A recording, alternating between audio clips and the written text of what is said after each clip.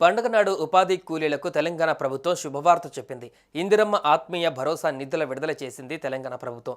ఎన్నికల కోడ్ అమల్లో లేని ఉమ్మడి రంగారెడ్డి, ఉమ్మడి మహబూబ్ నగర్ జిల్లాల్లో ఉపాధి కూలీలకు ఇందిరమ్మ ఆత్మీయ భరోసా నిధులు జమ చేసింది. ఎన్నికల కోడ్ ముగియగానే మిగతా లబ్ధిదారుల ఖాతాలలోకి నిధులు వెళ్లనున్నాయి. ఇందిరమ్మ ఆత్మీయ భరోసా కింద నిధులు విడుదల చేసింది రేవంత్ ప్రభుత్వం.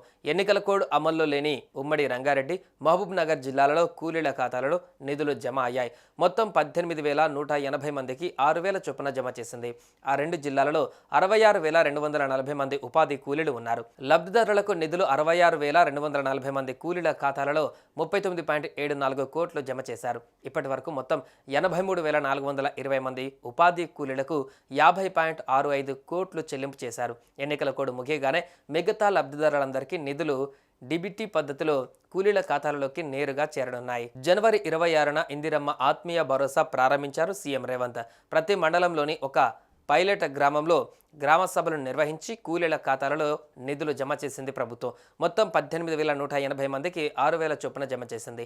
ఆ తర్వాత మండలి ఎన్నికల నేపథ్యంలో అమల్లోకి ఎన్నికల కోడ్ వచ్చింది. దీంతో నిలిచిపోయింది ఇందిరమ్మ ఆత్మీయ భరోసా. ఇక ఇందిరమ్మ ఆత్మీయ భరోసా పథకంలో భాగంగా ఇప్పటి వరకు 50.65 కోట్లు చెల్లించింది ప్రభుత్వం. రెక్కల కష్టాన్ని నమ్ముకున్న ఉపాధి కూలీలకు పెద్ద దిక్కుగా నిలుస్తుందని చెబుతుంది తెలంగాణ ప్రభుత్వం. దేశంలో మరే రాష్ట్రంలో లేని విధంగా ఆర్థిక చేయూత కల్పిస్తూ ఇందిరమ్మ ఆత్మీయ భరోసాను ప్రవేశపెట్టింది రేవంత్ సర్కార్.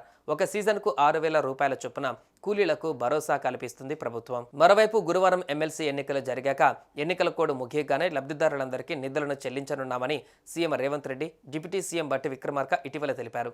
ఉపాధి కూలీలకు ఆర్థికంగా చేయూతను అందిస్తామని కాంగ్రెస్ పార్టీ ఎన్నికల సమయంలో హామీ ఇచ్చింది. అధికారంలోకి వచ్చాక ఉపాధి కూలీలకు ఆర్థిక చేయూత కల్పిస్తూ ఇందిరమ్మ ఆత్మీయ భరోసా పథకం తీసుకువచ్చింది. దేశంలో మరే రాష్ట్రంలో లేని విధంగా ఒక సీజన్కు 6,000 చొప్పున కూలీలకు తెలంగాణ ప్రభుత్వం భరోసా కల్పిస్తుంది.